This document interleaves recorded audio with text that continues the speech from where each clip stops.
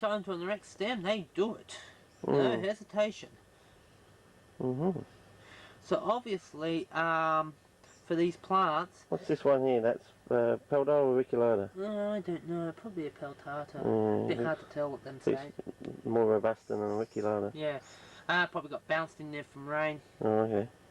Actually, come to think of it, that might be a Auriculata. Have a look at the direct basal stem. Oh, yeah. And it's got reddish leaves, I'd say that's an Auriculata. Okay. Peltata in South Australia at least always has whitish leaves. Anything else? Oh yeah, we've got... What about the... Oh, that's a good pot. Yeah, we'll film that one. Peltata. Oh, we've got an erect stem and an Auriculata there.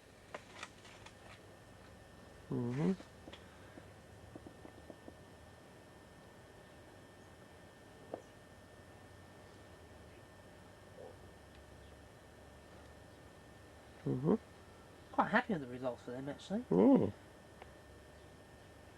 It's nice that you can do it 2 years in a row. Only with the South Australians. For some reason I'm having a problem with Western Australia. They'll show you my results from Western Australia. Okay. It's not such good luck. Okay. And we decline. Okay. Okay, just check a rotation. Yeah, just move this crate, my sitting crate for working on. Just take one step back, small step back. One small step back. One small step for mankind. Okay, I'll get my torso in here. Okay, where's that with the code?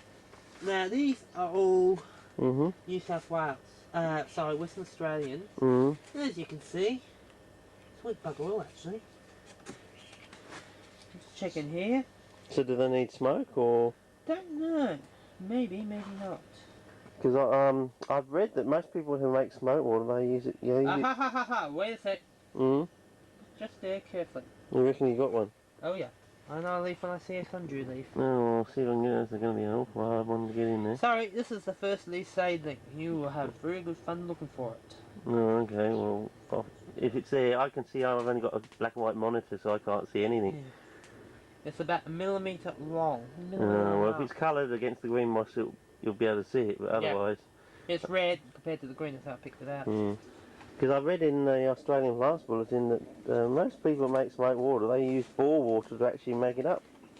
And I'm wondering if the salt from the bore water is an active ingredient. Could be. So if you just make your own smoke water like I did back in, when was it, 97, I made 180 litres of stuff and none of it worked, it was absolute crap. But I was just using normal water. If I'd used bore water. Could have. I've still got a few bottles hanging around I kept as control, so... here we are. I'll see That's what I can do. Oh yeah. That's a bloody miracle in its own right. If you notice, I think that's more inclined to say that's a pygmy sundew. That one there. Oh yeah, that's definitely pygmy. I say it got bounced in somehow. Problem with pygmy sundews and moisture, it only takes a drop from the roof and it bounces them. They call you a satellite kind of, like where you keep bouncing things in. Yeah, they do. They just bounce everywhere. If you got a pygmy sundew within a metre of any other pot, pretty well guarantee you're going to have a pygmy sundew in the other pot. And Jemmy seeds, and they are incredible how far they can get. It spins me out every so often. Now you want to look at these other ones, before and after, so to speak. Yeah, okay. Okay. Let's see. That's a good before. Doing its job of killing and eating and being a carnivorous plant. Yep. After I've got to the poor bugger. Oh yeah. It's still growing. Alright. As you can see, the leaves are starting to come out. Give it a couple more weeks and she'll just go back into normal growth cycle. Alright. I reckon, I'm not sure, but I think there's a potential if you can get these to go into winter rosette early enough in the year. Yeah. You might be able to get 2 crops off the plants doing this technique. Oh, right. The second crop would be a lot smaller, say by a third, but if you've got 20 plants, you get 400, 300 the first time, and 100 the second crop, that's 400 plants. Yeah. That's nothing to scoff at. We've got some more Coca-Colas here. Just love the way they come up with Peltata. By the way, Peltatas always seem to consistently come up 1 year with stems. Yeah. Whenever you grow them in the greenhouse, they'll do that. I must say, Peltata, I'm just so surprised on how robust the plant is and how adaptable it is. Peltata with everything. Yeah. Coca-Colas. Yeah. Yeah, they look much better in a couple of months' time. Yeah, I mean, when I get a few of them, I think I'll make a good sale I plant. think you got more though. I think they are in the nittiformis. You got tons of the stuff now. Oh, it just grows everywhere. It's Look, look there. yeah, it's in that little pot over there. Yeah, there's a big pot there of them. I think I've got a few more in that one. Yeah, I reckon that is. Nittiformis. Still unusual. I have ideas. Still Yeah. good. You're right about that flower stalk coming out the side, yeah. I've noticed that. But sort of just... It comes from the base and from the side, never from the centre of the road. Yeah, I've seen that, but not sort of really just kept it in the back of my mind. Sort of. I'll give you an example of Jemmy, how they can spread. It's pure sphagnum moss, plus all the crap. Look at that for a robust pygmy sundew. Oh yeah, I'm just closing on it. Oh, the sun's come out. Doesn't stop down. Yeah, nearly there. Oh, almost. I think I'm there. Oh yes, I see. Got it now. Okay. Time to go and have some lunch Yeah, I reckon so. and have a look at what we filmed. So what do you think of it? Yeah. Oh, here we go. Now, Pygmaea magnificent form. Oh, maybe the green one. Yep, see, green pedicle, red leaf blade. Oh yeah. That's the standard pygmy sundew. Mm. Grow a bit bigger, a bit smaller, depending on the climatic conditions. But they always seem to have a green leaf blade, green pedicle and red leaf blade. That's what makes the all reds quite unusual. They consistently come out all red. In the wild, and by the looks of it, outdoors and cultivation too. So the breeding seems to be true. Yeah. So that's a good point for them. I think it is genetic and not environmental with these plants. Okay. I've grown them for a couple of years and they seem to always be all red. I can pick them out. Good. When you can pick a plant out without having a label there, it's a generally good sign that it's something distinct about it. Black Badger Up Pygmy hybrids from last year, potted up, as you can see, clump up, recovering. We're starting to regrow back. I think I'll probably just take the whole pot and repot them up into new pots. Sell them for a bit extra because they're a year old. Most collectors would know that if they get through 1 year of gemming season, you know you've got good plants. That's what I personally think. These are fully sun-hardened plants now. Right. They've survived my brutality for a year. I might kill a few plants, but I end up with tough ones. Flytraps coming out? Oh yeah, they do their thing. There you go. I find that after a couple of years, plants start following the actual cycle around here. As you can see, this would be October in Victoria, I'd imagine. Yeah. Equivalence of. Difference in the climatic Yeah, conditions. you've got about an extra month on them. Yeah, we do. Actually, about 6 weeks. We've got a couple extra weeks at the end of the year, end of the season too. Alright. Okay, one talk. Yep, Cape Sundews, whites up here. Sorry about cutting across the camera. Alright, we've got thin leaves up here, the red ones. Yeah. As you can see, they like the larger pots. They get quite robust. Larger. A lot of them are actually multi-head plants. One root system, but multiple heads coming off the stem. Now, could someone please identify what the heck this grass is? I have no idea what it is, but it's growing. Bulgaris is starting to say hello to things. Oh, good. Spring's on the way then. Yeah.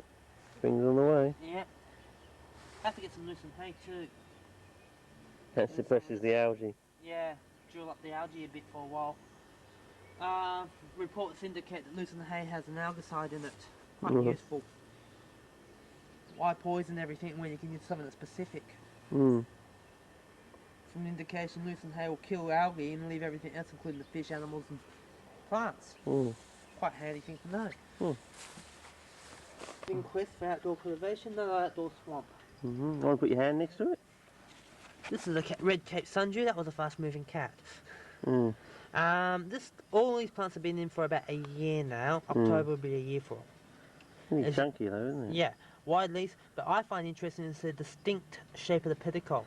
Oh yeah. Have a look at the mid-rib. Oh yeah, I can see and that. the slight thickness on each of the slightly up curves. Very distinctive growth habit on these. Yeah, I reckon it is related to Regia in a way. But if you look at the white cape here, you can tell it's still related. Again, you've got the mid-rib there, and the slight thickness on there, but it's nowhere near as pronounced on that one. I reckon if you grew a big one of these, you could actually compete with a Regia. And this one here, the thin leaf, virtually doesn't show the same, just the skimming of a mid-rib there. Mm. It's quite interesting how you got this integrate between them. The Cape Sundew is a very, very hardy plant, and it seems to me, at least to my mind, it seems to be showing signs of diversification in its natural environment still. Mm. Like a lot of Australian native tuberous and pygmies. Yeah. And here, Oh, speaking yeah. of pygmies, the first generation Mm. from Jemmy from this couple of plants and a couple I've put out. Oh, yeah. Next year, I imagine, by this time next year, this will be just a carpet of death. Mm. I mean, I have lost a few plants here. I had 2 American pitcher plants in. They didn't Yeah. make it. 4-key sundew coming up beautifully. Yeah. Oh, yeah. That's a small red form. Right. You can see why. Yeah. Again, we've got something else interesting coming up here. What's this? Oh, some sort of weed, isn't it? Don't know. Doesn't have the. That's a weed. Yeah. Anyway, lunchtime, I think. Yeah. Off we go. Oh yes, and peat moss stunts the growth of plants. Mm. This is snapdragon here, Yeah. and it's been in like all the rest of them for about 10 months at least. Mhm. It should be about this tall, just round with flower stalks like that in normal soil. Yeah. You can see it's that big. Mm. Oh, I better film this other house too. This monster house. The monstrosity from here. Mm.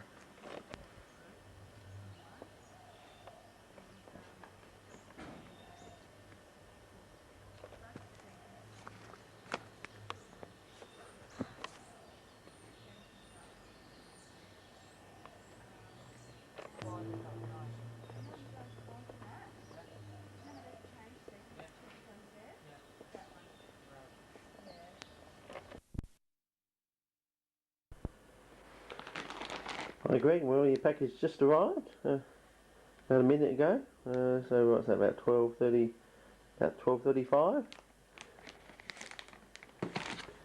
There we go. Seems all right.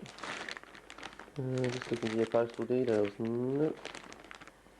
So I suppose you posted it yesterday, so I'll just open up and see what it's like inside. I think I might take it out and get some better light outside.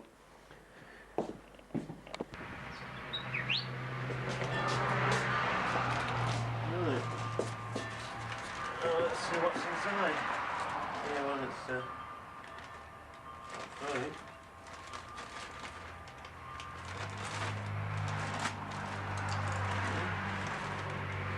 I've got a letter in there, good.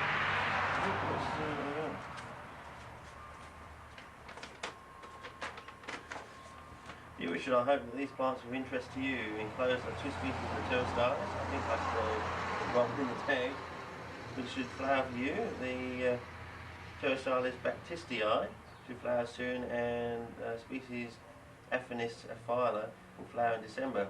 Keep latter species just down through the warmer months as it grows beside creeks here. Remove the non-carnivorous leaves and drop them with normal leaf cuttings. This produces fair-sized plants with enough food reserves to survive dormancy next winter. I've produced 20 plants from one in 1 year. That's pretty good. The Drosswood Bernarda from Waterfall is a large growing plant which branches to form up to 24 tips. A beautiful form from an interesting complex. This brings me to the question of Bernarda forms from South Australia. Is there any chance that you would be able to obtain for me a sample plant from South Australia? I'm interested in collecting a plant from as many locations as possible for an article I'm writing. This complex is in need of some serious work, and I hope to be able to enlighten people as to some of the mysteries held by this species.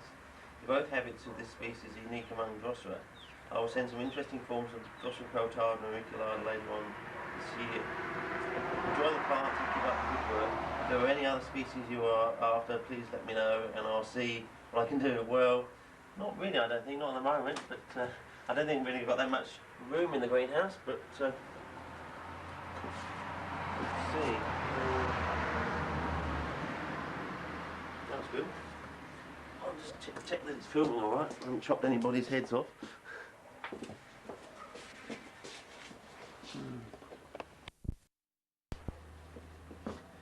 These bottles, by the way, these bottles here are getting ready for the archway, so these will disappear. I'll be putting the archway in my greenhouse